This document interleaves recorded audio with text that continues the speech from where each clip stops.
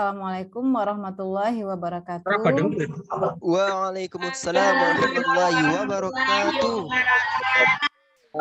Ya, terima kasih atas kesempatan yang sudah diberikan kepada saya, yang sudah mempercayakan kepada saya untuk menyampaikan atau sharing tentang bagaimana cara menghadapi gitu ya dunia kerja yang memang butuh pengetahuan dan juga skill gitu bagaimana menghadapi psikotes dan wawancara gitu. Nah, sebelum saya mulai materinya, salam kenal buat rekan-rekan atau adik-adik semua. Di sini saya lihat pesertanya 270 lebih ya. Mudah-mudahan bisa bermanfaat buat rekan-rekan semua dan mungkin yang belum bergabung, mudah-mudahan bisa segera bergabung gitu ya. Di sini yang paling jauh dari mana ini ya? Yang pasti Surabaya kali ya. Medan. Palembang, Oh, Umi. oh, Palembang, Medan, mana lagi nih? Ada yang dari Lamongan. Oh, Lamongan. Ada yang dari Sabang, Merauke? Ya, alhamdulillah ya dengan zaman yang udah maju kita bisa silaturahmi antar pulau, antar provinsi gitu ya. Atau ada yang dari luar gitu. Mungkin ada yang dari luar Indonesia di sini? Nggak ada ya? Oh, berarti asli Indonesia semua nih. Ya, sebelum saya mulai, saya ada pantun sedikit nih ya. Pergi berlibur ke tepi pantai, mengajak keluarga pergi bersantai. Yatim mandiri dan MEC memanglah kece, selalu di hati yang pasti oke. Masya Allah. Kita kasih tepuk tangan dulu dong. Hebat. Ibu Sutriani ya. Ya. Luar biasa. Baiklah, mungkin kita karena berbeda daerah ya, di sini terdengar suara azan karena posisi saya di Jakarta, di Lebak Bulus, jadi lagi azan.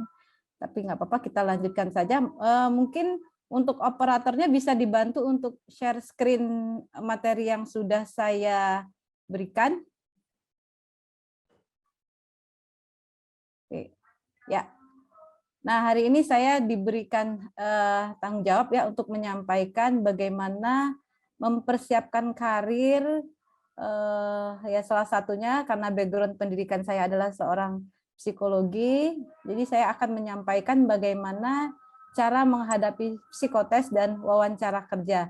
Meskipun sebetulnya dalam rekrutmen gitu ya banyak tahapan-tahapan yang akan dilalui atau dilewati oleh job seeker gitu atau pencari kerja.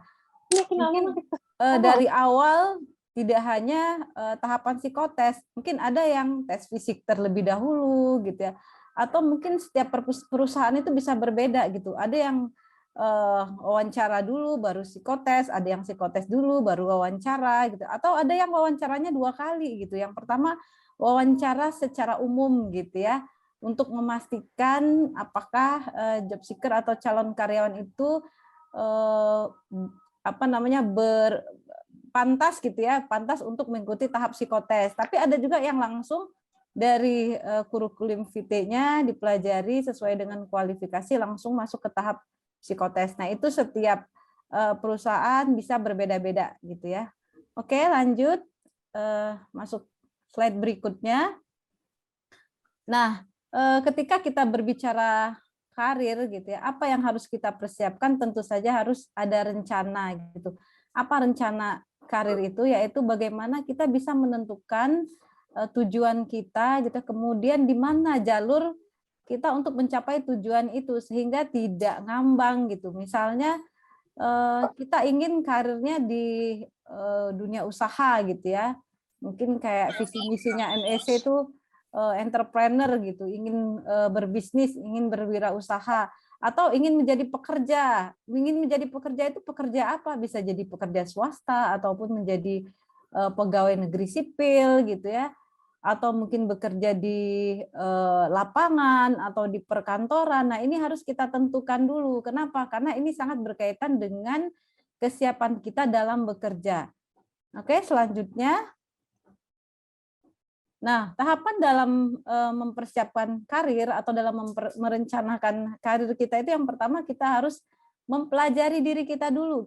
Kita harus mengenali diri kita terlebih dahulu. Apakah kita ini termasuk orang yang kepribadiannya terbuka atau tertutup gitu ya, ataukah kita lebih suka bekerja di lapangan atau di belakang meja gitu, atau kita lebih suka bekerja yang sifatnya praktis gitu ya, atau kita lebih suka bekerja di hal-hal yang lebih teknis gitu. Nah, ini kita harus betul-betul memahami diri kita gitu, mengenali diri kita sehingga kita tidak salah arah, artinya kita ngikut-ngikut teman aja atau ngikut-ngikut orang lain gitu, sehingga bisa terjebak ketika kita sudah masuk ke dalam dunia kerja itu sendiri.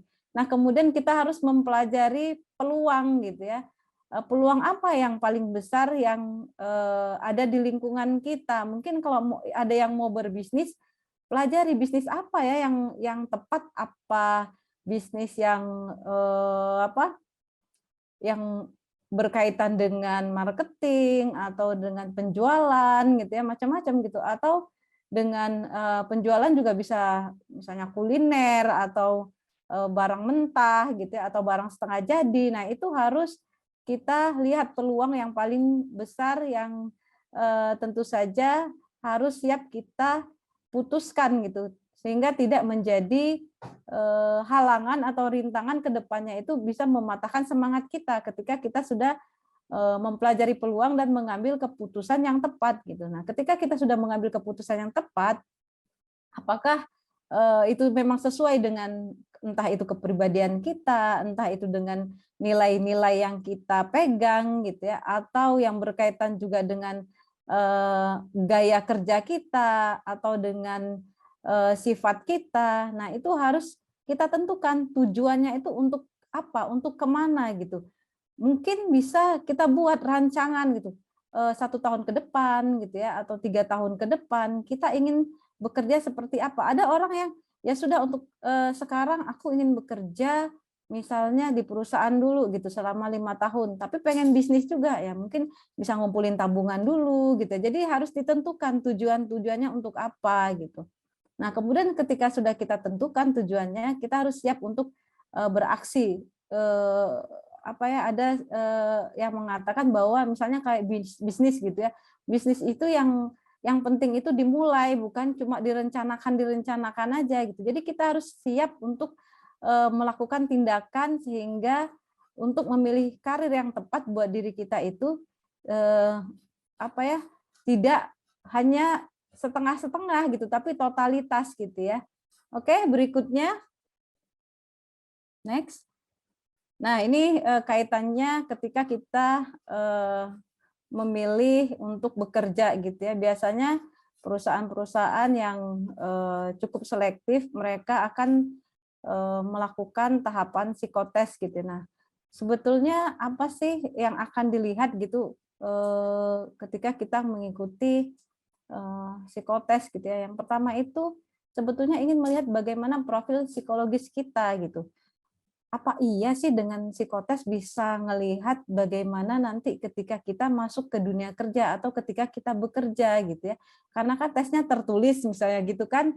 Nah, ternyata dengan profil psikologis seseorang itu bisa memprediksi gitu kesesuaian antara profil psikologis seseorang dengan jabatan. Jadi ketika kita dilihat profil psikologis kita, apakah ini cocok dengan jabatan yang akan kita pilih nanti atau yang akan kita ambil nanti. Karena kan ketika kita memilih posisi atau jabatan, ketika memasukkan kurikulum vitae gitu ya, mengirim ke perusahaan-perusahaan itu kan kita biasanya memilih gitu untuk posisinya sebagai apa, entah itu sebagai teknisi, entah itu sebagai marketing gitu ya, atau sebagai akuntan gitu, atau sebagai sales. Nah, itu akan dilihat gitu, apakah profil psikologis kita itu sesuai dengan posisi yang akan kita pilih atau yang kita ambil. Dan tentu saja setiap posisi atau jabatan itu bisa berbeda-beda profil psikologisnya gitu.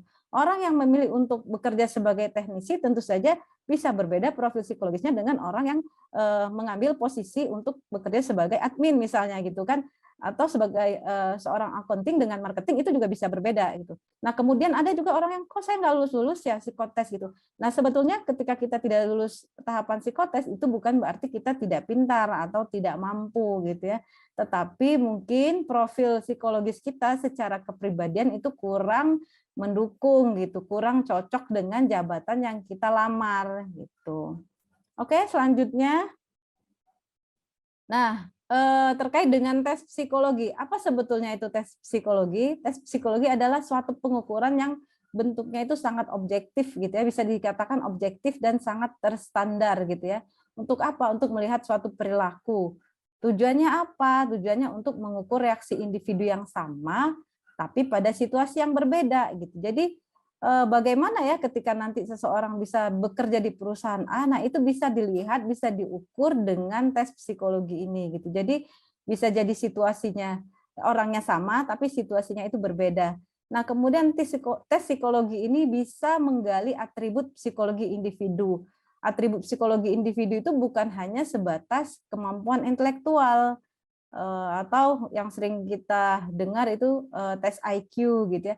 Tapi bisa juga mengukur atau melihat atau menggali atribut psikologi individu yang lain. Bisa jadi kepribadiannya ataupun sikap kerjanya gitu ya. Nah, ini yang akan dilihat gitu dalam tes psikologi. Oke, selanjutnya. Nah, ragam psikotes gitu ya. Ada juga dilihat dari jenis tes psikologi atau jenis psikotes itu macam-macam gitu. Ada dilihat dari waktu. Waktunya dalam psikotes itu ada yang melihat kecepatan, ketepatan gitu ya. Ada juga yang melihat kemampuan gitu. Jadi ada yang bersifat cepat gitu ya, speed test, ada yang power test gitu. Nah, kemudian dalam penyajian.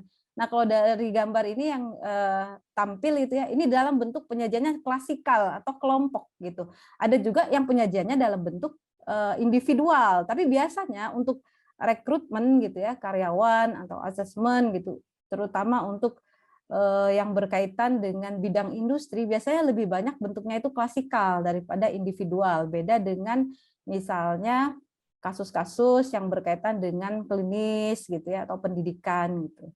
Nah, kemudian dari jumlah tes. Nah, jumlah tes ini juga berbeda-beda gitu ya. Ada yang jumlah tesnya itu hanya single gitu, bentuknya hanya sendiri satu-satu gitu. Tapi ada juga yang berkaitan atau baterai tes gitu. Jadi ada sekumpulan tes yang dia itu bisa sifatnya itu tidak hanya mengukur intelektual misalnya tes IQ, ada beberapa subtes gitu ya. Nah, begitu juga misalnya dengan tes yang lain, tes kepribadian yang bentuknya inventory gitu. Bentuknya pernyataan-pernyataan yang itu bisa melihat kepribadian seseorang atau minat seseorang gitu. Nah, ini berbeda lagi. Nah, kalau dalam bentuk tes dan domain itu juga sama gitu. Bisa melihat intelektual dan juga bisa juga yang sifatnya itu non intelektual gitu. Ya itu tadi gitu ya. Intelektual itu bisa kemampuan logikanya, kemampuan analisa berpikir, kemudian bisa juga melihat bagaimana kemampuan verbal gitu dalam berbahasa, atau kemampuan numerik gitu dalam hitungan, atau logika matematika. Nah, itu juga bisa berbeda-beda. Itu ragam psikotes. Kemudian jenis tes psikologi.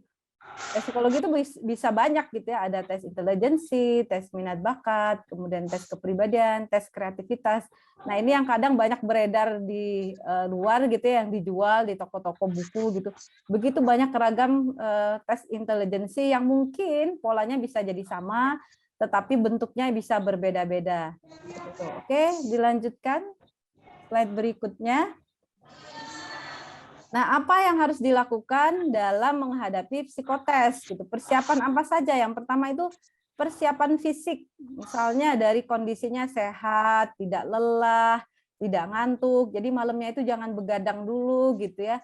Kemudian tidak lapar atau haus, kalau bisa sarapan terlebih dahulu, karena untuk menghadapi psikotes itu cukup melelahkan, gitu ya. Walaupun Anda tidak diminta untuk lari-lari gitu ya, bukan tes fisik, tapi cukup melelahkan, apalagi ketika psikotes itu dilakukan dari pagi hingga sore gitu atau setengah hari bisa jadi gitu ya, tapi itu cukup melelahkan. Jadi Anda harus memperhatikan atau mempersiapkan fisik sebaik mungkin. Nah, kemudian kalau bisa gitu ya terhindar dari suara-suara yang mengganggu, bising gitu ya, atau bau yang tidak sedap, atau misalnya ketika mau tester atau panitia mempersilahkan untuk ke kamar mandi atau ke toilet gitu ya, ya segera lakukan karena itu kesempatan.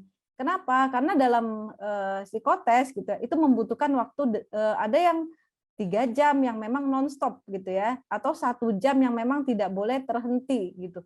Sehingga kalau Anda menahan misalnya kebelet gitu ya, itu bisa mempengaruhi hasil psikotes Anda gitu. Kenapa? Karena nanti tidak konsentrasi, tidak fokus gitu ya. Kemudian carilah tempat duduk yang nyaman buat Anda gitu.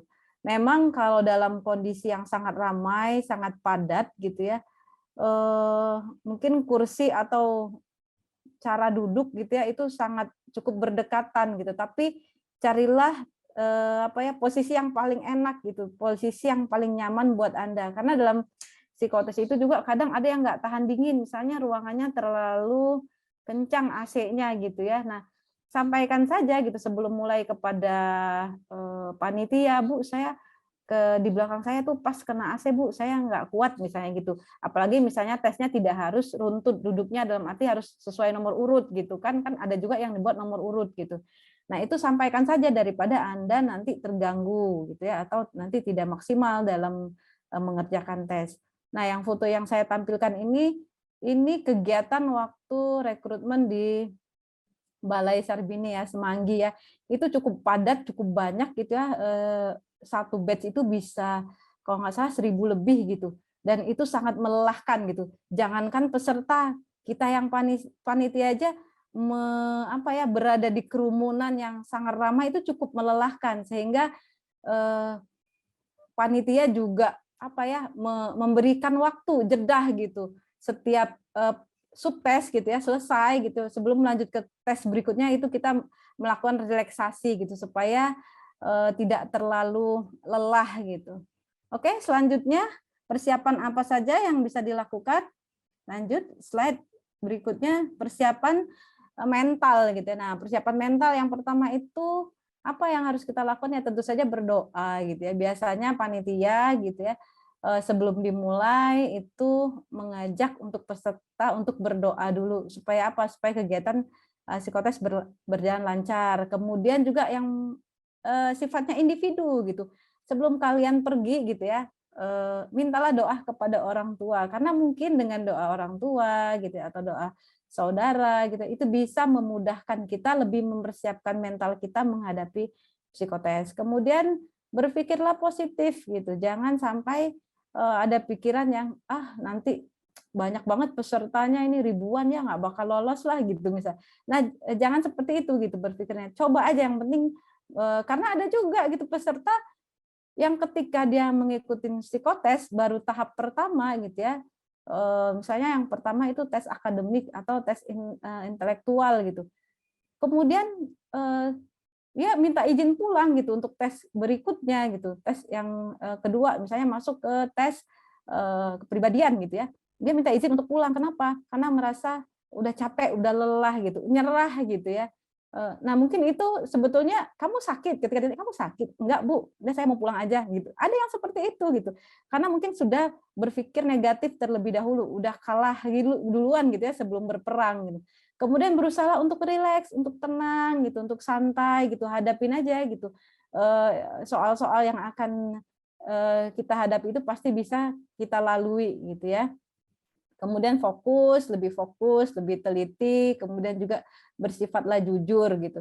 Nah, untuk jujur ini sangat penting gitu ya. Kenapa? Karena ada beberapa kasus ketika suasana psikotes gitu ya. Ada yang misalnya karena tidak percaya diri, misalnya menggunakan alat kalkulator gitu ya, lewat jam gitu, atau HP-nya juga tidak diaktifkan gitu ya, karena di situ ada fungsi untuk menghitung gitu, kalkulator gitu. Jadi bersifatlah jujur gitu, karena dengan jujur itu tandanya kita lebih siap mental kita gitu untuk menghadapi proses rekrutmen terutama untuk psikotes.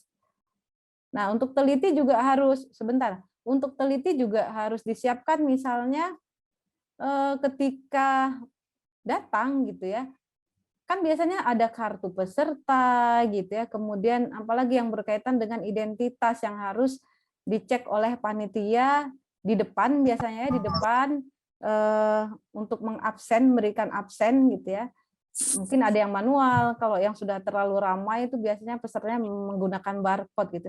Ada yang Bu, ketika menghadapi psikotes, kartu saya nggak bawa. Kenapa nggak bawa gitu?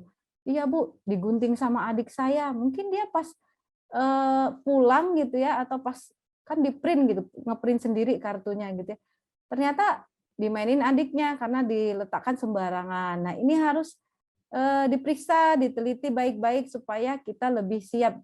Akhirnya kan apa? Akhirnya datangnya buru-buru, cemas, takut gitu ya. Aduh boleh nggak ya nanti sama panitianya karena nggak ada kartu misalnya gitu kan. Nah ini harus benar-benar disiapkan gitu ya secara mental. Oke selanjutnya.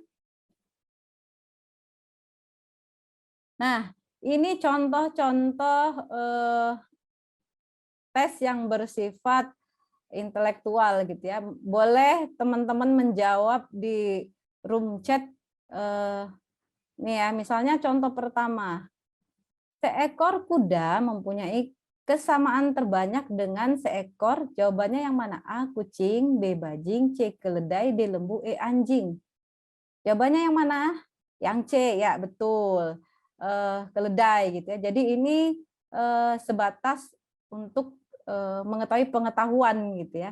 Nah, contoh yang kedua, lawan harapan ialah yang mana jawabannya? A duka, B putus asa, C sengsara, D cinta, E benci. Jawabannya ya B putus asa. Oke, selanjutnya berarti ini sudah pada mengerti ya. Nah, biasanya ketika tester itu kan orang yang menyampaikan instruksi selama tes. Itu biasanya ketika dia memberikan instruksi ada kesempatan untuk bertanya gitu.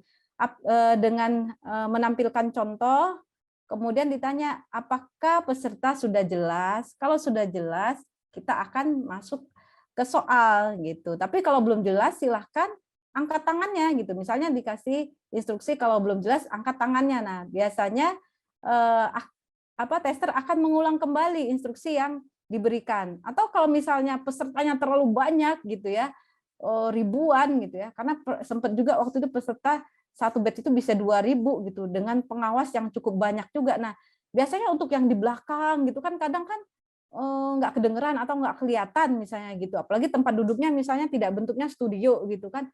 Nah, itu bisa langsung ditanyakan pengawas terdekat gitu, atau pengawasnya akan nyamperin gitu, akan mendekati peserta yang mana yang belum jelas gitu. Sedangkan tester juga akan menunggu pengawas menjelaskan kepada peserta. Misalnya kalau memang sudah jelas, pengawas yang di belakang akan memberikan tanda seperti ini gitu. Kalau belum jelas, biasanya akan memberikan tanda seperti ini gitu kepada tester yang di depan, misalnya di atas podium atau panggung yang cukup jauh gitu. Jadi betul-betul ini harus diperhatikan oleh peserta. Oke, selanjutnya contoh berikutnya. Ya, jawabannya C dan B, betul. Kemudian, nah, contoh berikutnya. A, meja, B, kursi, C, burung, D, lemari, E, tempat tidur. Jawabannya yang mana ini? Anda diminta apa ini dari 5 pilihan ini? Ya, C ya, jawabannya burung. Artinya apa? Anda harus memahami soal gitu ya. Pilihannya ada 5. Ini maksudnya apa gitu? Ternyata Anda diminta untuk, walaupun nanti dijelaskan juga, tapi ada juga yang dia tidak dijelaskan soalnya, tapi kita mencari sendiri, ini maksud soalnya apa ya?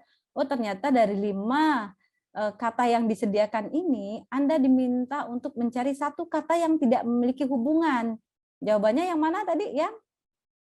Yang mana jawabannya? Yang D ya? D apa C jawabannya? Yang C. Yang C ya. Kemudian contoh yang kedua, A duduk, B berbaring, C berdiri, D berjalan, E berjongkok. Yang mana jawabannya? Yang D ya?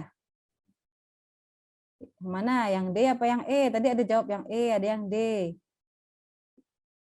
Ya jawabannya yang D berjalan. Kalau duduk, berbaring, berdiri atau berjongkok itu kan posisinya tidak berubah ya. Artinya itu tidak berpindah gitu. Nah, kalau berjalan kan posisinya sudah berpindah, berarti yang satu kata yang berbeda atau yang berlainan dengan keempat kata lainnya itu adalah jawaban yang D. Oke, selanjutnya sampai sini ngerti ya? Oke, lanjut contoh berikutnya. Nah, kemudian hutan, pohon sama dengan tembok. Jawabannya yang mana?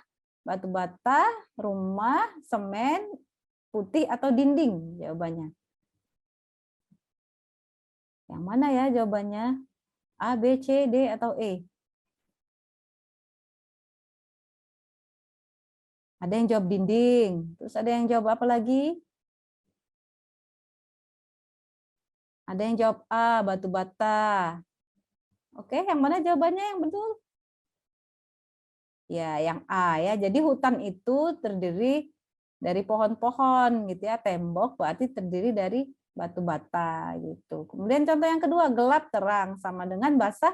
A, hujan, B, hari, C, lembab, D, angin, E, kering. Jawabannya yang mana?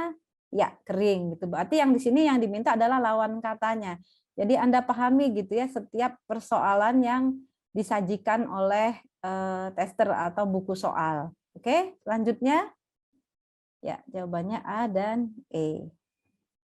Nah, ini contoh berikutnya ayam itik. Nah, untuk soal yang ini Anda tuh diminta untuk mencari satu kata atau pengertian kata yang ditanyakan ya. Ini kan ada dua kata, tugas Anda adalah mencari pengertian dari kedua kata ini. Jawabannya apa? Bisa unggas, bisa burung gitu ya, karena menyerupai gitu ya. Nah, kemudian contoh yang kedua, pensil, pulpen.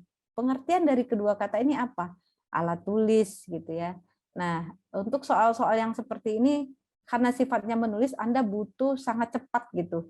Jadi kalau bisa membaca soal jangan berulang-ulang gitu. Nanti malah tambah bingung gitu kan. Oke, jelas sampai sini untuk soal yang ini? Jelas ya. Berikutnya. Nah, ini contoh soal yang berkaitan dengan berhitung. Sebatang pensil harganya Rp25.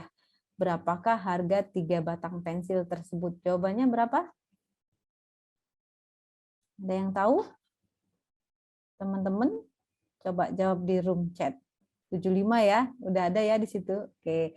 Nah, Anda tinggal mencoret atau menyilang jawabannya itu angka 7 dan 5. Nah, biasanya tester akan memberikan instruksi untuk soal seperti ini. Silakan Anda coret angka yang sesuai dengan jawaban Anda gitu. Apabila jawabannya ini misalnya 75, Anda tinggal coret angka 5 dan 7. Anda tidak perlu perhatikan urutannya gitu. Kalau misalnya jawabannya 3 digit, Anda silahkan coret 3 digit gitu jawabannya. Tapi kalau misalnya ada jawaban yang sama, angkanya misalnya jawabannya 44, berarti Anda tinggal coret angkanya 4 saja. Karena kan yang disediakan hanya satu angka di lembar jawaban. Seperti itu. Biasanya itu suka banyak yang nanya, Bu, kalau jawabannya 3 angka, Bu, kalau yang 4 angka, Bu. Nah, gitu. Tanya aja gitu sebelum tesnya dimulai. Kemudian contoh yang kedua, dengan sepeda Husin dapat mencapai 15 km dalam waktu 1 jam. Berapa kilometerkah yang dapat ia capai dalam waktu 4 jam? Jawabannya berapa? 60 ya. Jadi tinggal Anda coret saja, Anda silang angka 6 dan 0. Seperti itu. Jelas sampai sini? Oke, lanjut. Soal berikutnya. Nah, untuk contoh yang selanjutnya masih berkaitan dengan angka ya.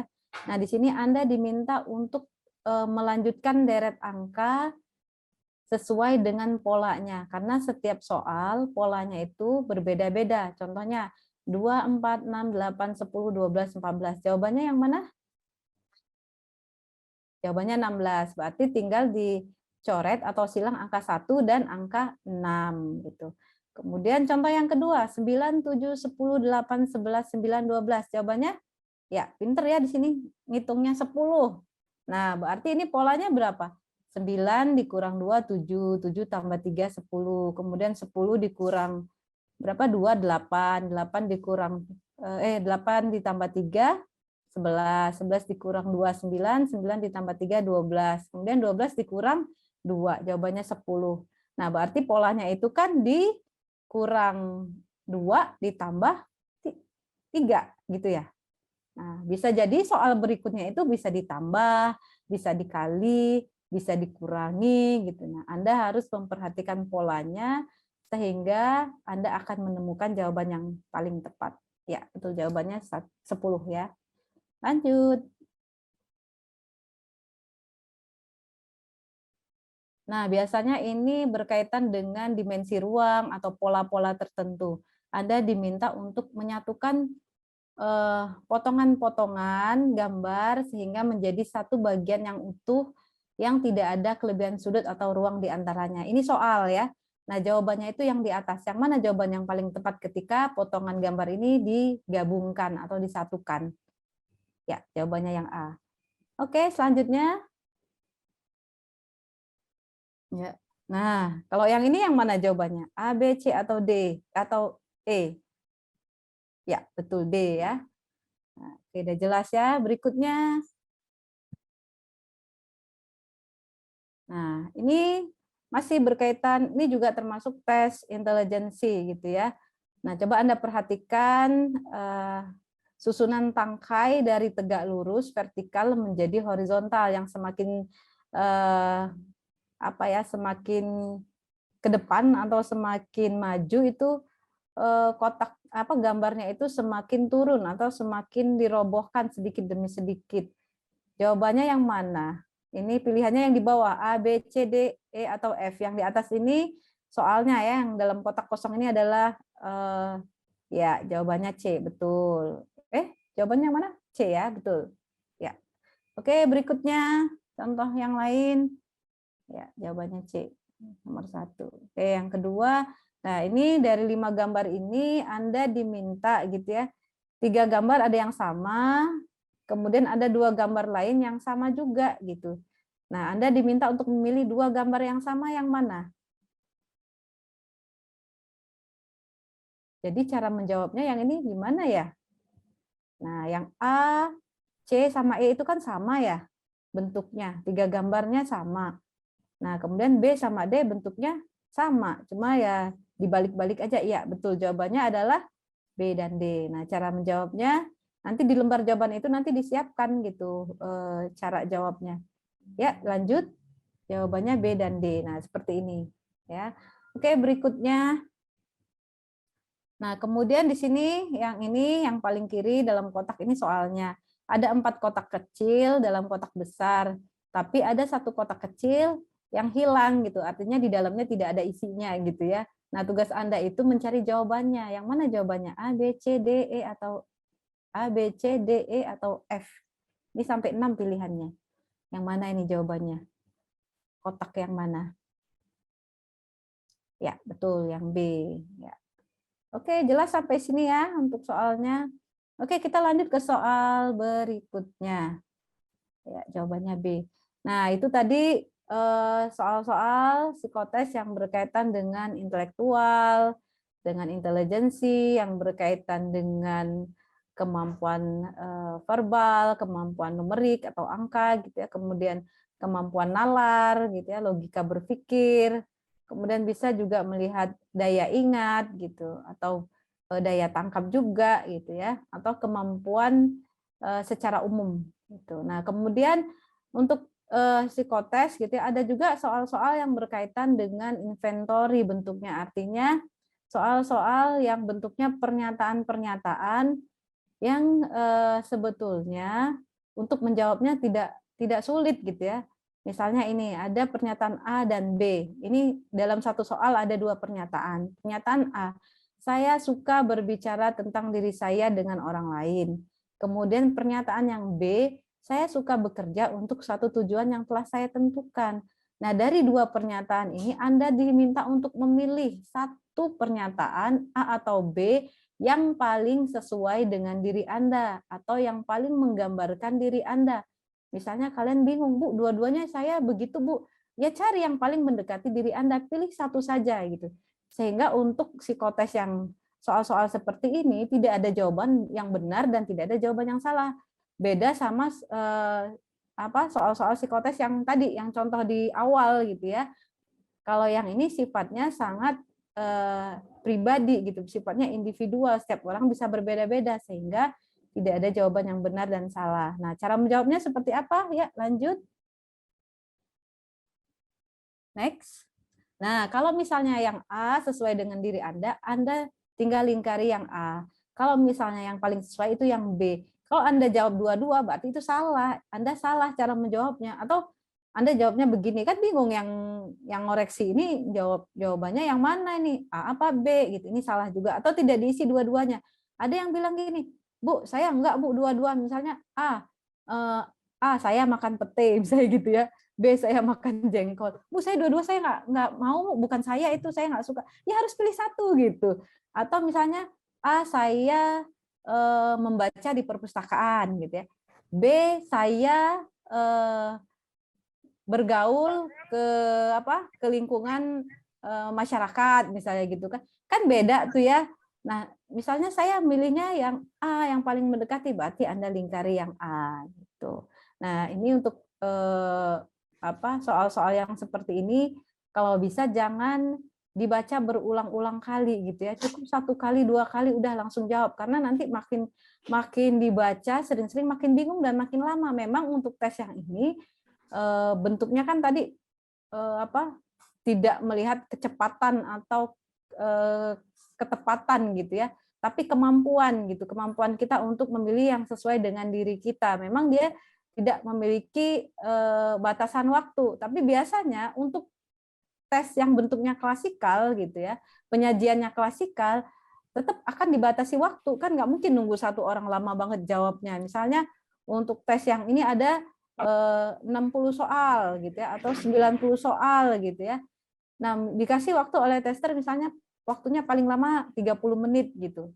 Nah, Anda kerjakan secepat mungkin gitu ya, walaupun waktunya 30 menit, kalau memang sudah selesai 15 menit, ya sudah tinggal angkat tangan aja, nanti pengawas atau tester akan tahu, oh berarti kamu udah selesai gitu. Seperti itu akan diserahkan kepada panitia atau diletakkan di sudut meja, artinya Anda sudah selesai dan tinggal diambil oleh panitia. Oke, berikutnya.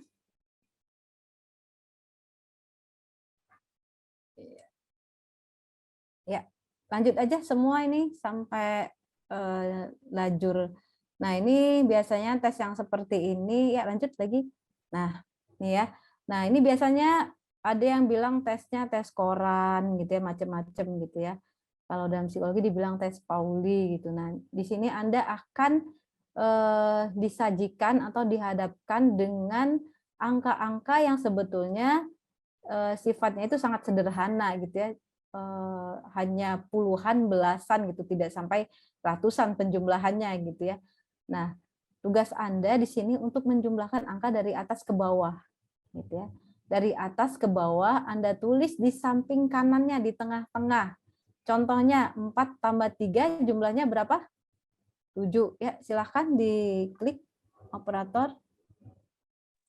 Next. Ya, nah kemudian 3 tambah 5 jawabannya berapa? 8 gitu ya. Nah, kemudian 5 tambah 6 jawabannya berapa? 11 ya. Nah, biasanya tester akan mengatakan atau menyampaikan di awal, kalau jawabannya itu puluhan, Anda tulis saja angka satuannya atau angka yang paling depan gitu ya. Kayak gini kan 5 tambah 6 kan 11, Anda tulis saja angka 1. Kemudian 6 tambah 9 kan jumlahnya berapa? 15, Anda tulis aja 5 atau angka yang terakhirnya gitu. 9 tambah 0, 9. Oke, lanjut. Nah, kalau Anda sudah selesai jalur yang di bawah, langsung aja Anda pindah ke jalur di sampingnya. Jangan menunggu aba-aba, karena nanti tester akan mengatakan seperti ini gitu di awal. Silahkan Anda kerjakan angka-angka yang sudah ada di hadapan Anda jumlahkan dari atas ke bawah. Hasilnya Anda tulis di samping kanannya, di tengah-tengah kedua angka tersebut. Kemudian kalau misalnya penjumlahannya puluhan, Anda tulis angka satuannya saja atau angka yang terakhir. Kalau memang Anda sudah selesai jalur yang pertama, silahkan lanjutkan ke jalur yang di sebelahnya atau di sampingnya, tanpa menunggu aba-aba, gitu ya. Nah, tetapi selama tes berlangsung, tester akan memberikan instruksi aba-aba garis, gitu ya. Oke, lanjut. Ini dijumlahkan 3 tambah 3, 6, 3 tambah 4, 7, kemudian 12, gitu ya. Nah, kemudian 8 tambah 6. Nah, ya, lanjut. Nah, kalau misalnya Anda sedang mengerjakan penjumlahan 8 tambah 6, Misalnya jawabannya kan di sini kan 14 ya, Anda tulis 4. Ketika Anda sedang menulis 4, tester akan mengatakan garis. Berarti Anda segera menggaris hasil yang terakhir yang Anda jumlahkan di bawahnya. Gitu ya. Kemudian Anda jangan berhenti setelah Anda garis, Anda lanjutkan lagi. Karena kadang ada yang berhenti tuh nunggu gitu ya. Kalau pengawasnya tajam gitu ya, ngelihat peserta, tulis lanjut, jangan berhenti gitu. Tapi kalau yang udah terlalu luas dia jadi kayak ngelongo gitu, bingung gitu, ngapain lagi gitu ya. Nah, langsung lanjutkan saja 6 tambah 2 8. Kemudian ke jalur sebelahnya lagi. Jadi selama tes berlangsung, untuk tes yang seperti ini Anda hanya akan diberikan aba-aba garis gitu ya. Jadi setiap mendengar aba-aba garis dari tester, Anda langsung garis penjumlahan yang Anda jumlahkan terakhir. Oke, lanjut 6 tambah 1, 1 tambah 4, ya lanjut. Nah, 9 tambah 2 berapa hasilnya? 11 ya? Nah, misalnya Anda tertulis 3 gitu, saking cepet-cepet gitu ya nulisnya, boleh Anda coret saja. Ya, silahkan. Nah, dicoret, kemudian tulis di sampingnya angka 1 gitu. Seperti itu. Nah, kemudian tester juga di awal akan memberikan instruksi seperti ini. Kalau misalnya teman-teman sudah menyelesaikan halaman depan, nanti silahkan Anda balik halaman belakangnya mulai dari bawah gitu. Karena di belakang itu ada angka-angkanya lagi gitu. Nah, kemudian kalau misalnya waktu masih ada, belum ada instruksi dari tester stop atau waktu habis, selesai, dan Anda sudah menjumlahkan halaman belakang, sudah penuh, waktu masih ada, Anda silahkan angkat tangannya, kemudian minta lembaran yang baru. Biasanya kalau kita sudah mengangkat tangan, pengawas akan berlari ke Anda untuk memberikan lembar kerja yang baru untuk Anda menjumlahkan lagi gitu di lembar tugasnya. Seperti itu. Berarti Anda nambah gitu ya. Tapi ada juga yang enggak, misalnya gitu ya, enggak masalah gitu ya. Tapi kalau misalnya Anda udah mau habis saja, misalnya tinggal 1 lajur lagi tuh Anda jumlahin, Anda angkat aja. Itu supaya pengawas siap-siap untuk ngasih gitu, enggak lari-lari gitu. Jadi udah ada di samping Anda gitu, ya. Oke. Nah, misalnya ada yang nanya lagi, Bu, ada yang bandel tuh ya peserta, mungkin dia udah pernah ikut tes sebelumnya gitu. Ada tes yang mirip seperti ini gitu. Dan kadang kita juga konsultan atau psikolog yang memberikan alat tes itu bisa jadi bentuknya berbeda gitu ya. Bisa jadi penjumlahannya dari bawah ke atas dan aba-aba yang diberikan atau instruksi selama tes berlangsung itu pindah gitu. Nah, itu memang penjumlahannya dari bawah ke atas, kemudian kalau ada aba-aba instruksi pindah, dia baru pindah ke lajur sampingnya gitu, di sebelahnya gitu. Nah, Anda jangan terkecoh gitu. Tesnya mirip, tapi instruksinya berbeda, cara mengerjakannya juga berbeda gitu ya. Tapi ini yang saya tampilkan hanya satu gitu ya. Sebetulnya ada juga gitu yang dari bawah ke atas gitu. Nah, itu yang perlu Anda perhatikan. Oke, berikutnya. Nah, kemudian ada tes yang bersifat bentuknya itu gambar ya. Nah, bentuknya gambar menggunakan pensil. Nah, untuk tes yang sebelumnya itu kan menggunakan pulpen gitu ya. Kalau untuk tes yang ini menggunakan pensil, tapi pensilnya khusus untuk menggambar pensil HB. Biasanya pensil HB itu pensil untuk menggambar biasa gitu, yang tidak terlalu tebal gitu kan, bukan yang 2B. Kalau 2B kan terlalu hitam ya. Nah, ini yang HB. Biasanya kita disuruh bawa sendiri, jadi disiapkan. Kadang peserta udah disuruh bawa, sudah diumumkan di website, nggak bawa gitu ya, ketinggalan gitu. Akhirnya panitia juga kesulitan, apalagi kalau panitia tidak menyiapkan. Ya syukur-syukur kalau teman yang ada di dekatnya atau peserta yang lainnya membawa pensil lebih gitu, bisa dipinjemin gitu ya. Malah kadang ada yang dipatahin, cari rautan gitu ya. Nah, ini kalau bisa, kalau kita sudah mau mencari kerja, mau ngikutin tahapan rekrutmen, psikotes, kalau bisa siapkanlah pensil HB gitu. Murah kok pensilnya gitu ya, nggak mahal gitu kan, supaya kita nggak repot. Ya, ini namanya tes WZT gitu ya. Ada yang bilang juga tes wartek, bukan ada yang bilang warteg ya. Apa wartek kalau orang Medan wartek gitu ya. Nah, ini bukan warung Tegal ya, tapi ini untuk melihat salah satunya kepribadian kita gitu ya, kemudian lihat juga motivasi, penyesuaian gitu ya, bagaimana kita bisa melanjutkan gitu simbol-simbol yang ada dalam kotak ini. Biasanya tester akan memberikan instruksi seperti ini. Anda sudah dihadapkan dengan satu lembar kertas yang di depannya itu ada 8 kotak. Setiap kotak punya tanda tertentu atau simbol yang berbeda-beda. Tugas Anda adalah melanjutkan simbol atau tanda tersebut menjadi bagian dari gambar Anda. Anda boleh mulai dari kotak yang mana saja, tidak harus berurutan gitu, atau tidak mesti berkaitan gambarnya gitu ya. Nah, tapi ketika Anda telah selesai menggambar, misalnya Anda menggambar kotak yang mana, coba di next. Nah, di next. Nah, misalnya kotak yang kedua Anda gambar terlebih dahulu. Anda tulis di atasnya angka 1 gitu ya. Oke, lanjut coba next. Misalnya kotak yang yang ini misalnya Anda gambar yang kedua gitu ya. Anda tulis nomor 2 di bawahnya dan seterusnya gitu ya. Gambar yang ketiga, yang keempat, next. Yang kelima gitu ya. Keenam, ketujuh dan kedelapan. Nah, misalnya yang ini yang ketiga, ini yang keempat, ini yang kelima, ini yang keenam, ini yang ketujuh, ini yang kedelapan. Jadi tidak harus berurutan gitu. Nah, tapi setelah Anda selesai memberikan nomor urut gambar Anda buat keterangan di bawahnya. Ya, next. Keterangan di bawahnya atau judul gambar Anda. Nomor 1 itu yang Anda buat gambar apa? Yang kedua gambar apa sampai gambar yang ke-8. Nah, Anda tulis gambar Anda itu gambar apa gitu. Jangan sampai tanda atau simbol yang ada di dalam kotak ini tidak Anda gambar gitu kan. Ada orang yang dia gambar di sini, ini titiknya nggak diapa-apain gitu. Itu salah gitu ya. Anda tidak mengikuti instruksi gitu ya. Karena nanti akan mempengaruhi interpretasi gitu. Nah, kemudian setelah Anda buat keterangan gambar atau judul gambar, Anda pilih dari 8 gambar ini mana gambar yang paling Anda paling mudah gitu ya. Ya, next. Yang Anda anggap paling mudah, kemudian yang paling sulit. Ya, next slide ya. Kemudian yang paling Anda suka dan paling tidak Anda suka. Anda pilih dari 8 gambar ini. Misalnya gambar yang paling Anda suka yang mana? Anda tulis di samping angka yang Anda gambar. Next.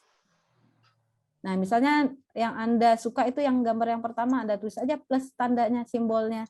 Kemudian yang tidak suka, misalnya gambar Anda yang mana? Yang nomor 7. Kemudian yang mudah, yang paling mudah yang mana? Misalnya yang nomor 2 gitu ya. Nah, yang paling sulit yang mana? Misalnya yang nomor 4.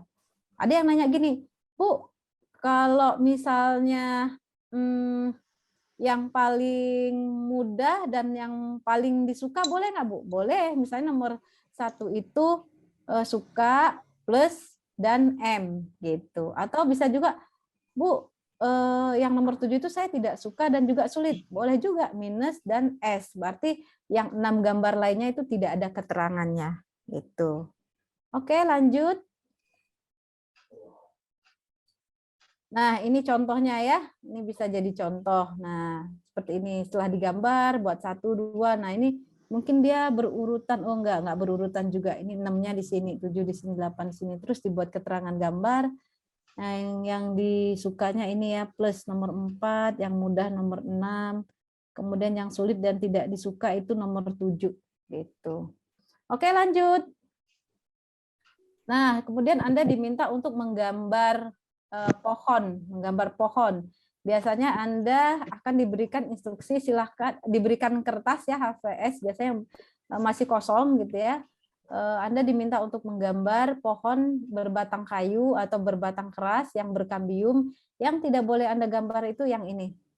Pohon perdu, pinus, palem, randu, beringin. Sebetulnya beringin itu berbatang keras ya, berkambium, tapi itu tidak boleh atau kecuali gitu. Kemudian sawit sejenisnya lah gitu ya, kayak pinang, terus pohon kelapa gitu. Kemudian seperti pohon pisang, bambu, tebu, kapas, pohon cemara, pepaya. Nah, itu kan tidak berkambium, tidak berbatang keras. Jadi Anda tidak boleh menggambar pohon yang disebutkan ini. Oke, nanti setelah Anda gambar, jangan lupa Anda tulis nama pohonnya, pohon apa. Pohonnya yang nyata, jangan pohonnya yang imajinatif. Ada juga tuh yang nulis gini, pohon harapan gitu ya, pohon kehidupan. Nah, itu salah gitu ya, tidak mengikuti instruksi. Oke, lanjut. Nah, kemudian gambar, ya ini contohnya ya, ini gambarnya pohon jambu. Oke. Ya, kalau pohon kehidupan buat yang ini kali yang mau menikah kali ya. Oke, lanjut. Ini contohnya. Nah, kemudian gambar orang. Nah, Anda akan diminta untuk menggambar orang atau manusia yang memiliki anggota tubuh yang lengkap. Nah, setelah Anda gambar, Anda tulis siapa orang tersebut, kemudian sedang apakah orang tersebut, usianya berapa, kemudian sifat orang yang Anda gambar itu Anda sebutkan 3 sifat baik dan 3 sifat buruk, atau kadang ada juga yang meminta dibuat 3 kelebihannya dan 3 kelemahannya, seperti itu. Ya, siapakah orang ini bisa langsung namanya Anda sebutkan, misalnya dalam kurung misalnya siapa Riri, misalnya dalam kurung teman saya gitu. Nah, itu boleh. Atau misalnya kakak saya gitu, atau ibu saya gitu. Nah, boleh seperti itu. Atau atasan saya gitu ya, bos saya. Nah, itu boleh seperti itu. Oke, lanjut. Nah, ini misalnya contohnya seperti ini gitu ya. Gambar, kemudian dibuat keterangannya, orangnya, usianya, terus aktivitas kegiatannya sedang apa. Kalau ini sedang apa deh? Sedang berangkat kuliah ya. Nah, terus 3 sifat baiknya, misalnya di sini disiplin, kaya gitu ya. Kemudian apa nih, saya nggak kebaca. Kemudian apa sih 3 sifat buruknya gitu kan? Anda sebutkan saja secara ringkas, tidak usah panjang lebar. Oke, selanjutnya, nah kita masuk ke wawancara. Saya punya waktu berapa menit lagi ya buat presentasi ya, Mbak Givani ya? Takut kelamaan saya. Ada sesi tanya jawab kan ya. Nah, untuk wawancara, etika dalam wawancara gitu ya. Nah, ketika kita memulai wawancara, sebaiknya lah lakukan atau datang lebih awal. Walaupun misalnya kita jadwalnya jam 10 pagi. Kalau bisa jam 9 datanglah gitu ya. 1 jam sebelum kalau bisa tuh udah datang gitu. Karena bisa jadi mungkin peserta yang pertama nggak hadir, kita bisa duluan gitu kan. Seperti itu. Nah, kadang ada juga yang gini, waktu itu pernah kejadian datangnya tuh udah buru-buru, tahu-tahu kecelakaan gitu di tengah jalan, akhirnya terlambat. Nah, ini juga akan membahayakan selain hilang konsentrasi gitu ya, dalam keadaan letih juga gitu. Nah, langkah baiknya peserta itu datang lebih awal supaya terlihat lebih siap. Kemudian silahkan berjabat tangan ketika bertemu dengan pewawancara atau interviewernya, kemudian berikan jawaban yang singkat, yang jelas, aktif dalam percakapan, kemudian rendah hati gitu ya. Kemudian tunjukkan minat dan semangat gitu. Kadang kandidat itu atau peserta wawancara itu pas datang tuh kayak yang nggak semangat gitu ya, jalannya apa ya, kayak orang ngesot gitu di kakinya gitu ya, di lantai sampai bunyi gitu, kayak nggak semangat, kayak nggak ada gairah hidup gitu ya. Kemudian duduklah dengan sopan, dengan tegak, tidak menyilangkan kaki. Kemudian di awal untuk mengurangi ketegangan, ucapkan terima kasih gitu atas kesempatan, atas waktunya. Biasanya juga interviewer itu untuk mengurangi ketegangan gitu ada basa-basinya sedikit gitu ya. Untuk misalnya kandidat yang baru pertama kali, kamu dari mana asalnya, misalnya, dari jam berapa tadi datangnya, naik apa, misalnya saya itu Bu datangnya misalnya lokasi wawancara Jakarta, dia dari Yogyakarta. Oh, jam berapa kamu nyampenya? Saya naik pesawat Bu, misalnya tadi subuh nyampenya, berangkat pesawat jam 4 misalnya gitu kan. Atau ada yang naik kereta api kemarin Bu, terus kamu nyampenya jam berapa malam Bu, terus tinggal di mana? Misalnya ada yang tempat saudara, ada yang di masjid malah gitu ya, misalnya tesnya di wilayah kampus, nginapnya di masjid kampus gitu. Nah, itu juga bisa mengurangi ketegangan juga gitu ya dalam wawancara di awal. Nah, ini harus diperhatikan etikanya. Jangan sampai ada yang begini nih, misalnya pas datang belum dipersilahkan duduk, udah duduk terus nanya, ada kan Pak pekerjaan buat saya, kira-kira nanti kantornya jauh nggak dari rumah saya gitu kan? Atau jauh nggak dari rumah tante saya? Rencananya saya kalau diterima kerja sini, saya mau tinggal di rumah tante yang lebih dekat gitu.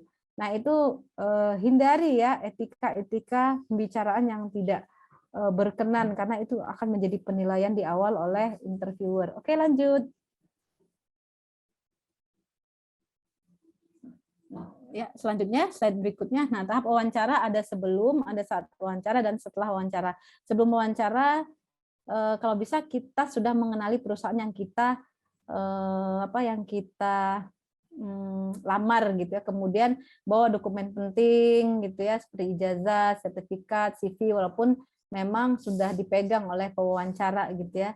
Kemudian HP kalau bisa dimatikan. Kadang HP-nya dimatikan, alarmnya lupa dimatikan, toto bunyi gitu ya. Kemudian datang lebih awal minimal ya 15 menit. Kemudian saat wawancara jabat tangan penuh dengan percaya diri, jawab pertanyaan dengan detail dan nada yang positif gitu ya, bukan nada yang kayak kesel gitu kan atau marah ditanya-tanya gitu kan. Kemudian fokus pada keahlian Anda kelebihannya di mana? Itu Anda sampaikan. Kemudian boleh saja sih menanyakan kisaran gaji berapa gitu kan. Kalau memang apalagi kalau Anda sudah berpengalaman gitu atau nanti setelah tahap wawancara di akhir-akhir biasanya pewawancara juga nanya gitu. Ada yang mau kamu tanyakan, ada yang mau Anda tanyakan, persilahkan. Nah, itu boleh-boleh saja sebetulnya gitu ya. Kemudian setelah selesai jangan lupa ucapkan terima kasih. Kemudian kalau bisa jangan mengirimkan apapun ke media sosial gitu ya. Misalnya Anda merasa Anda berhasil tadi wawancaranya. Ya sudah gitu ya, tidak perlu dipublikasi gitu. Oke, berikutnya. Nah, hal yang dilarang saat wawancara tadi ya udah termasuk tuh terlihat kesal, penampilan terlalu berlebihan, misalnya terlalu mencolok pakaian gitu ya, kemudian juga misalnya pulang dari belanja bawa tas belanjaan kayaknya riweuh, ribet gitu ya. Kemudian mengajak keluarga ada juga tuh yang begitu. Kakaknya, ibunya semua diajak gitu ya. Kalaupun nganterin ya nggak usah sampai ke lobi gitu ya, atau ke ruangan tunggu gitu ya, sehingga itu bisa mengganggu. Kemudian boleh duduk ketika dipersilahkan, masuk ke ruangan dengan permisi, kemudian meletakkan tas di atas meja wawancara atau bisa di bawahnya ya kalau tasnya besar gitu kan. Nah, kemudian tidak menatap pewawancara dengan tajam gitu ya. Kemudian bertopang dagu, kemudian melipat tangan, merokok gitu ya. Ya walaupun tidak sambil merokok, kalau bisa kalau mau wawancara itu ya alangkah lebih baiknya jangan merokok dulu gitu ya, karena itu bisa juga mengganggu gitu. Mungkin kalau online ya mungkin nggak masalah gitu ya kalau kita habis merokok, tapi kalau misalnya offline kan itu bisa mengganggu juga gitu situasi. Kemudian memulai percakapan wawancara kerja, jangan memotong pembicaraan ketika interviewer mengajukan pertanyaan gitu. Oke, berikutnya. Oh iya ini, jangan memberikan informasi palsu, jangan berbohong ya. Jadi jujur aja gitu, tunjukkan keunikan Anda, kelebihan Anda yang sebenarnya, jangan dimanipulasi. Ada juga tuh pada saat wawancara yang diceritakan itu bukan pengalaman dia, ternyata pengalaman orang lain, temannya gitu. Ketika ditanya lagi, jawabannya itu tidak konsisten gitu. Ternyata dia berbohong gitu ya. Kemudian jangan sampai memberikan kesan Anda sangat membutuhkan pekerjaan. Contohnya misalnya gini, iya Bu, saya emang bisa Bu, misalnya montir gitu kan. Kalau Ibu nggak percaya nanti saya udah Bu bantu servis motor tetangga saya, teman saya. Kalau Ibu nggak percaya misalnya, nanti kita telepon aja Bu sekarang ini katanya gitu kan. Nah itu jangan sampai terlihat seperti itu gitu. Oke, lanjut. Nah wawancara online sama ya sebetulnya, siapkan 15 menit sebelumnya, walaupun kadang kalau online ini banyak juga ininya kendalanya gitu ya, apalagi dengan situasi karena sampai sekarang juga masih juga ada yang online gitu ya, karena ada plus minusnya juga. Cuma kalau kendala sinyal itu yang memang sulit gitu, apalagi misalnya lokasinya di perbukitan atau pertambangan gitu ya. atau bahkan antar negara gitu. Nah, karena saya pernah juga waktu itu wawancara ada yang pesertanya itu di Dubai gitu. Jadi kadang putus gitu ya. Ada juga yang lagi di daerah perkebunan, ada yang daerah pembangkit gitu. Bisanya telepon biasa atau ada juga yang bisanya lewat internet, macam-macam gitu ya, lewat jaringannya tuh berbeda-beda. Nah, ini juga harus dipersiapkan. Kemudian ya walaupun online ya kalau bisa bersih gitu ya. Tampilannya apalagi terlihat dari wajah. Kemudian kalau bisa internetnya juga dikondusifkan, tidak mengganggu, misalnya ada telepon masuk atau balas chat gitu kan. Kemudian siapkan dokumen yang penting, seperti misalnya kadang ada diminta untuk tunjukkan kartu gitu, kesesuaian antara kartu peserta atau KTP biar mencocokkan gitu dengan data yang ada yang dipegang oleh interviewer. Kemudian gunakan perangkat dengan optimal, gunakan background Anda yang tidak terlalu ramai, yang jangan banyak menggunakan simbol-simbol yang nggak penting gitu, yang sederhana aja gitu ya. Kemudian bicara dengan jelas, gestur yang jelas itu perlu diperhatikan karena ini selama wawancara akan diperhatikan juga gitu, ada observasinya gitu ya. Apakah orang ini kondisinya fit atau tidak gitu. Ada yang pas wawancara itu yang kondisinya kayak ngantuk atau nggak nyambung gitu pas ditanya, "Hah, Bu, apa maksudnya, Bu? Apa Bu tadi pertanyaannya?" Diulang-ulang gitu. Padahal dari tes kesehatannya dia bagus, misalnya tidak ada mengkonsumsi narkoba gitu, tapi karena ada kecurigaan dari interviewer gitu, kayaknya ini jadi catatan deh harus dicek ulang ini apakah orang ini, tapi karena kalau ditanya saya nggak, kamu sakit enggak Bu, saya nggak, kamu kurang tidur enggak gitu. Nah ini jadi catatan juga, ada yang harus dicek kesehatan ulang gitu. Oke lanjut. Nah, wawancara menggali kompetensi. Ini penting, ini termasuk kompetensi dasar yang harus dimiliki oleh orang yang mencari kerja gitu ya, atau job seeker gitu ya. Apalagi untuk fresh graduate gitu. Apa yang harus diperhatikan? Integritas, kemudian prestasi, kemudian orientasi untuk melayani orang lain, kemampuan untuk belajar dan adaptasi. Lanjut kita lihat satu-satu apa yang kaitannya dengan integritas gitu ya. Maksudnya apa gitu. Oke, slide. Nah, kalau integritas itu kemauan atau kemampuan untuk mematuhi peraturan. Di sini ada loyalitas, ada tanggung jawab, ada kejujuran gitu kan. Kemudian ada nilai-nilai terhadap perusahaan gitu. Kemudian biasanya pertanyaan yang muncul itu seperti ini gitu. Ketika wawancara, coba kamu ceritakan, Anda ceritakan di mana Anda berada di posisi Anda harus mentaati suatu nilai atau norma peraturan yang ada dalam kehidupan Anda yang Anda pegang. Tetapi itu bisa bertentangan dengan hati nurani gitu. Misalnya seperti itu. Coba Anda ceritakan kondisi di mana Anda diminta untuk melakukan sesuatu yang bertentangan dengan hati nurani. Nah, itu bisa muncul jawaban-jawaban yang berkaitan dengan integritas.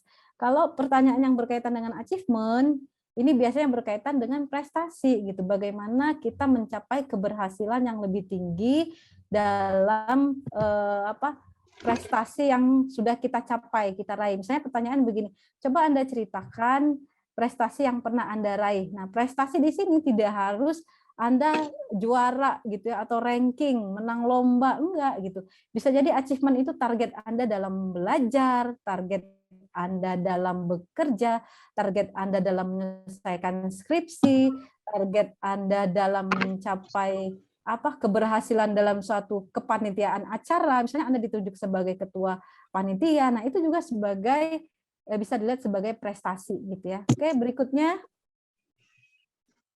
kompetensi customer service orientation. Nah, ini bisa berkaitan dengan kepedulian Anda terhadap orang lain, apalagi misalnya itu berkaitan dengan produk, jasa, kepuasan pelanggan gitu ya. Jadi di sini Anda membangun dan menjaga loyalitas Anda kepada pelanggan. Nah, contohnya misalnya coba Anda ceritakan kapan Anda berkontak langsung dengan orang lain pada saat Anda bekerja, misalnya Anda memberikan pelayanan kepada pelanggan Anda atau Anda menghadapi komplain gitu ya dari pelanggan Anda. Coba Anda ceritakan. Biasanya pertanyaan-pertanyaan itu yang muncul adalah pertanyaan yang sudah kita lakukan atau yang berkaitan dengan masa lalu, walaupun itu masa lalunya bukan yang begitu lama. Misalnya ada Bu dulu waktu saya kecil. Enggak, ini biasanya Anda diminta untuk menjawab pertanyaan-pertanyaan 1 atau 2 tahun terakhir yang sudah Anda alami. Gitu. Nah, kemudian yang berkaitan dengan continuous learning. Nah, ini berkaitan dengan kemauan Anda untuk belajar gitu ya. Kesempatan Anda untuk belajar yang mungkin bisa jadi berbeda dengan pendidikan Anda, background Anda gitu. Misalnya Anda pendidikannya itu bisa jadi akuntansi gitu ya, tapi Anda diminta untuk belajar misalnya marketing juga gitu ya ketika Anda bekerja. Nah, itu suatu tantangan buat Anda gitu. Ketika Anda ingin itu menganggap itu suatu tantangan, Anda belajar gitu misalnya ikut kursus online bagaimana menjadi marketer yang baik gitu, yang sukses gitu ya. Terus Anda punya coach juga misalnya. Nah, itu bisa jadi nilai lebih gitu bagi Anda. Atau misalnya dalam organisasi gitu ya, Anda mungkin biasanya Anda tidak pernah melakukan sesuatu yang berkaitan atau berhubungan dengan banyak orang, tapi Anda diminta untuk misalnya menjadi bendahara, membuat proposal gitu kan. Nah, itu juga jadi proses belajar juga gitu buat Anda, suatu hal yang berbeda yang belum pernah Anda lakukan, tapi itu Anda lakukan gitu. Nah, biasanya pertanyaannya sifatnya seperti ini gitu ya. Coba ceritakan pengalaman Anda pada saat Anda harus melakukan pembelajaran yang baik pada hal yang baru, sesuatu yang baru yang itu bisa jadi belum Anda miliki gitu. Oke, berikutnya. Slide berikutnya. Nah, kemudian penyesuaian. Nah, ini penyesuaian biasanya jadi kompetensi dasar untuk fresh graduate gitu ya. Karena ini penyesuaian itu kan beda ya. Dunia kampus dengan dunia kerja kan beda. Kalau dunia kampus kan orang-orangnya homogen. Kalau dunia kerja kan orangnya heterogen gitu. Ada orang yang lebih tua, ada yang lebih muda, ada yang posisinya udah manajer, ada yang supervisor, sedangkan kita baru masuk misalnya jadi orang lapangan atau jadi admin biasa gitu ya. Nah, ini butuh penyesuaian diri. Nah, biasanya pertanyaan-pertanyaan yang berkaitan dengan bagaimana pengalaman Anda ketika Anda menghadapi situasi yang baru. Ada yang ketika dia bekerja gitu ya, ketika masuk ke dunia kerja, dia bingung mau ngapain gitu. Udah nggak continuous learning-nya rendah, nggak mau nanya, nggak mau belajar gitu. Akhirnya dia kesulitan sendiri gitu ya untuk mengerjakan pekerjaannya, dan ini dianggap tidak mampu menyesuaikan diri. Nah, kalau misalnya belum bekerja, bisa jadi misalnya pas kuliah gitu ya, butuh adaptasi. Iya, misalnya saya waktu semester 1 Bu, nilai saya jelek semua gitu. Tapi saya berusaha Bu untuk belajar waktu di semester 2 misalnya gitu. Gimana cara kamu belajar? Kan ditanya sama interview. Oh, saya mencatat Bu apa-apa yang saya nggak ngerti, saya tanya sama teman saya, diskusi, itu saya cari bukunya di perpustakaan gitu kan. Saya cari di internet juga browsing, terus saya buat tugas kelompok dengan teman-teman gitu. Nah, itu bisa menjadi penyesuaian yang baik ketika dia berhasil menunjukkan penyesuaian diri yang baik. Nah, biasanya kompetensi lain gitu ya, ada teamwork, leadership, concern for other, biasanya ini untuk meningkatkan kualitas dari pekerjaannya gitu ya. Nah, ini biasanya untuk kompetensi yang ini tuh yang emang misalnya udah tahap ke supervisor gitu ya, walaupun fresh graduate ada juga yang membutuhkan ini gitu pekerjaannya. Kadang user juga saya yang penting dia bisa mau belajar dan bisa bekerja sama. Nah, ada yang begitu gitu. Ini juga dibutuhkan gitu kan. Atau ada yang leadership, Ibu ini saya butuhnya untuk jadi manajer. Jadi memang dibutuhkan komunikasi dan leadership yang baik misalnya gitu. Ada juga. Nah, nanti kita bahas di lain waktu gitu ya. Oke, berikutnya. Nah, habis ya, selesai ya untuk materinya. Mungkin silahkan tadi teman-teman yang mau bertanya, begitu pemaparan cukup panjang ya dari saya ya. Ini sebetulnya bisa berapa SKS ini kalau kuliah ini. Ya benar. Iya. Masya Allah. Ya, silahkan Terima kembalikan ke kasih moderator. Bu Sutriani, saya ucapkan atas materi yang luar biasa ya telah diberikan. Sangat bermanfaat sekali bagi kami terutama pendengar. Terima kasih sudah berbagi ilmu ya Bu ya. Sangat membantu dan menyiapkan juga sangat membantu, dan kami pun yang mungkin saat ini bisa menyiapkan diri terus ketika nanti menghadapi wawancara kerja, mungkin ketika teman-teman ada yang mau menghadapi itu ya. Oh iya, Mbak Gifani, maaf.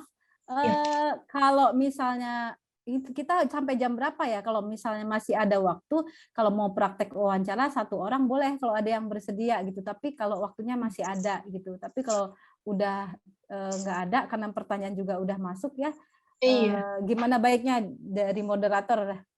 Oke, baik. Ya nanti ini insya Allah ada 2 pertanyaan Bu ya, sementara yang bisa saya ambil eh, dari forum chat tadi ya. Em, kita langsung saja tadi, sebentar, sudah saya pilih.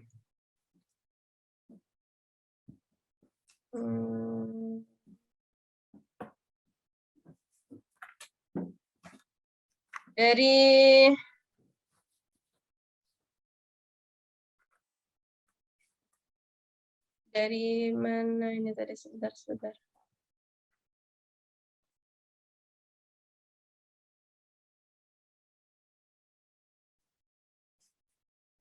Nah, ini nih. Ada Bu, mohon maaf. Ada dari perkenalkan nama, langsung saya baca Bu ya, bisa Ya. langsung dijawab. Perkenalkan, nama saya Farha, izin bertanya Bu, bagaimana cara menyikapi tes interview online? Nah, dan ada lagi Bu, apakah dalam sesi wawancara bagi perempuan harus full make up? Oh, Tuh, iya, biasanya iya. kalau online itu kan lebih itu ya Bu ya, lebih kadang kalau misalkan kita nggak bisa ngasih respon yang baik, kadang jauh lebih garing ya, ketimbang kalau misalkan kita harus offline dan banyak sekali kayak tatap muka, cara bicara yang baik dan lain-lain bisa banyak diperhatikan. Tapi kalau online nih Bu, gimana Ibu? Sekiranya bisa dijelaskan dan silakan menjawab. Ya, tadi secara singkat sudah dipaparkan ya di akhir ya tadi ya. Bagaimana tipsnya untuk menghadapi wawancara online? Ya, yang pasti harus perangkatnya harus disiapkan dengan sebaik mungkin. Misalnya lebih baik menggunakan laptop gitu ya. Kemudian situasinya juga kadang tidak bisa dipungkiri gitu. Ketika wawancara kayak kemarin tuh saya wawancara kandidatnya lagi di warung kopi gitu ya. Jadi suara bisingnya banyak gitu. Kenapa? Karena dia lagi di lapangan gitu kan. Jadi dia harus mencari sinyal dan tempat yang bisa bisa jelas terdengar gitu. Terus putus-putus lagi gitu ya. Nah, ini juga sangat harus diperhatikan karena akan menjadi kendala gitu bagi interviewer menilai gitu. Memang banyak keterbatasan gitu ya ketika wawancara online. Tetapi penampilan juga tetap harus diperhatikan. Misalnya suaranya harus jelas. Kemudian cara lalu gelap semua gitu ya, hitam gitu. Apalagi misalnya pencahayaan di tempat wawancara kayaknya yang agak cerah sedikit gitu. Nah, itu juga bisa membantu. Kemudian yang berkaitan dengan penampilan ya, make up gitu. Ya sebetulnya ada beberapa perusahaan yang memang menuntut itu gitu ya, misalnya untuk sales gitu kan, sales mobil misalnya gitu kan. Tapi ada juga yang tidak begitu menuntut penampilan seperti itu. Jadi ya penampilannya sewajarnya aja, jangan yang terlalu kayak orang mau pergi kondangan misalnya gitu kan. Yang terlalu lebay misalnya gitu kan. Orang juga pas lihat terus pakai bulu mata palsu misalnya gitu kan. Alisnya sampai kayak yang gimana gitu. Jadi sepantasnya aja, sewajarnya aja. Nah, kalau yang online tadi gitu ya, bentuknya memang perangkat itu nomor 1 yang harus diperhatikan. Kemudian cara bicara, karena kan kita hanya banyak melihat face ya, sama cara bicara. Untuk gerakan tangan, kaki, kan kita nggak kelihatan apa orang ini cemas apa enggak. Tapi bisa dilihat dari kontak wajah itu sangat memberikan gitu kan. Stamina-nya juga tetap harus dijaga walaupun kalau wawancara online itu juga banyak kendalanya juga. Misalnya dalam rumah ada anak kecil gitu kan, ada juga yang begitu kan. Terus kayak saya juga tuh pas lagi wawancara hujan padahal ada jemuran. Nah, itu juga tantangan juga buat interviewer gitu kan. Bukan cuma yang terus tahu-tahu ada yang ngetok pintu, ada tamu. Nah, itu juga harus bisa dihindari kalau bisa gitu ya ketika wawancara online gitu. Baik. Jadi harus itu ya, kefokusannya harus tertuju pada interviewernya gitu ya. Iya. Baik, untuk pertanyaan kedua dari Muhammad Rafi dari Sidoarjo, apakah tes koran yang tadi ya, yang tes koran ini dinilai dari banyaknya soal yang kita kerjakan atau skor yang besar dari kebenaran jawaban kita? Oh ya, ya sebetulnya untuk menjawab itu kan itu termasuk kode etik dari psikolog ya, interpretasi itu kan udah masuk ke interpretasi gitu. Tetapi saya kasih secara umum gitu ya, ketika kita mengerjakan kan ada instruksinya begini.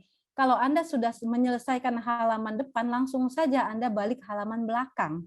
Kalau sudah halaman belakang juga Anda kerjakan, Anda tinggal angkat tangan dan nanti pengawas akan memberikan tambahan lembar jawaban. Berarti kan Anda juga diminta untuk mengerjakan kalau bisa ya sebanyak-banyaknya. Itu kan termasuk bentuk tes yang speed test gitu, yang cepat, butuh kecepatan dan juga butuh ketelitian gitu. Nah, itu juga harus Anda perhatikan seperti itu. Itu sih yang bisa saya jawab gitu ya. Oke, baik, Masya Allah. Cukup ya Bu ya, sepertinya pertanyaannya ya. Oh ya, Atau mohon maaf, kayaknya ada satu lagi deh Bu. Ini yang mungkin itu ya bisa dibantu jawab sedikit dari Syaifullah Bandung. Izin bertanya Bu, tes psikotes yang gambar itu apakah itu tes yang sama seperti tes yang penjumlahan angka? Apa perbedaan yang signifikan antara tes angka dan tes gambar? Mohon dijawab Ibu. Monggo ya. silahkan.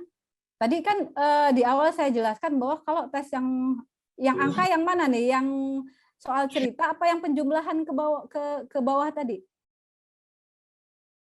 Kayaknya angkanya yang itu deh Bu, yang apa itu yang penjumlahan di akhir tadi. Oh, yang penjumlahan dari atas ke bawah yang koran ya? Iya. Ya. Sebetulnya kan setiap tes itu berkaitan ya, ada integrasi satu sama lain gitu ya, antara tes koran tadi ya sama tes gambar. Nah, itu bisa jadi ada integrasi. Misalnya tes gambar kan untuk melihat kepribadian seseorang.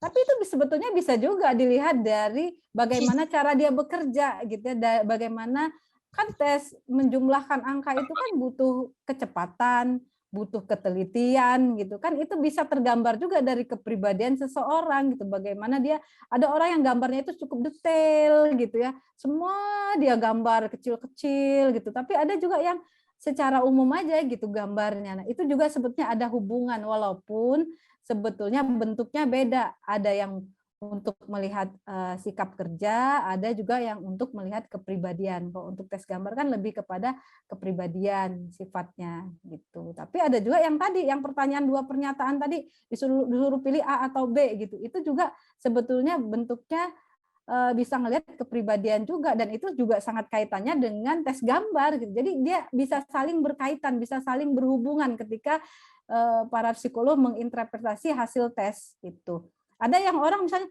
ini orang kok intelektualnya tinggi gitu, IQ-nya di atas rata-rata misalnya gitu ya.